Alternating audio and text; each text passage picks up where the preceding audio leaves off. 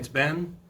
It's a great pleasure to be back with you once again here in the shed for Shed Rockin' Volume 12. Just a little jam there. The loop started on a Telecaster, played it on a Telecaster for a while, grabbed the Les Paul in the middle, and switched it up. And the idea was to show the viewers the difference between the Fender style guitar sound and the Gibson style guitar sound. Of course, that's just a little taste of it. But the idea, hopefully you can hear it when I change the guitars, and which one sounds better to you is a great question and something to really think about.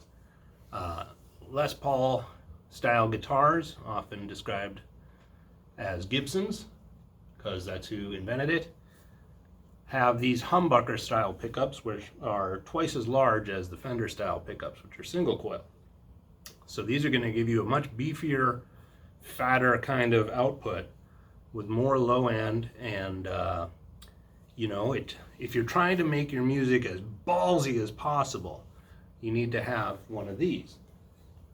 If you are trying to make music that's maybe more kind of eclectic and more rangy, you may want to have one of these. So, the Tele,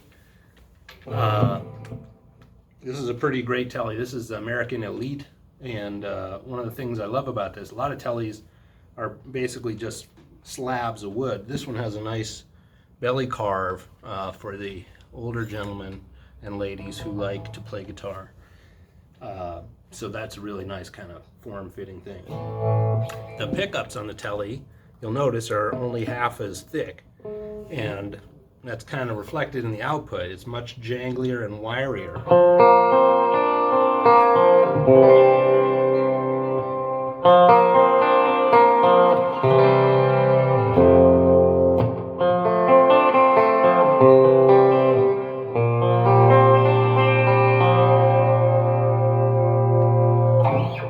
So for me, because I play a lot of arpeggiated parts where I'm plucking out all the notes,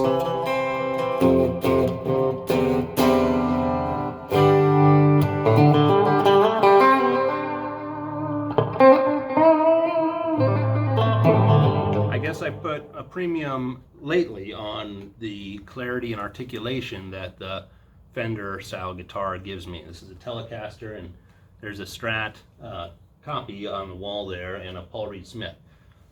So we may talk about, why don't we just talk about the difference? So you may decide, okay, sure, I like the Tele sound because I want wirier and brighter and more articulate. Or you might say I want the Gibson sound.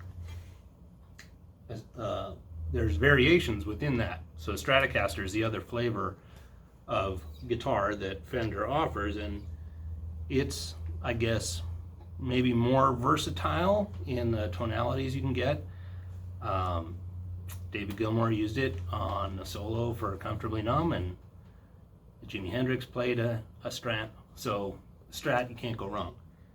But the first question, the first bridge to cross is humbuckers or single coils.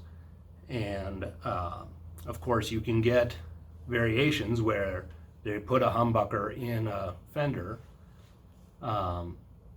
but it still doesn't sound as big and fat as a Gibson. So if you want a big and fat sound, you have to get a Gibson or Gibson style guitar. So anyway, something to think about as you're launching your way into music. We talked yesterday or last time about effects pedals.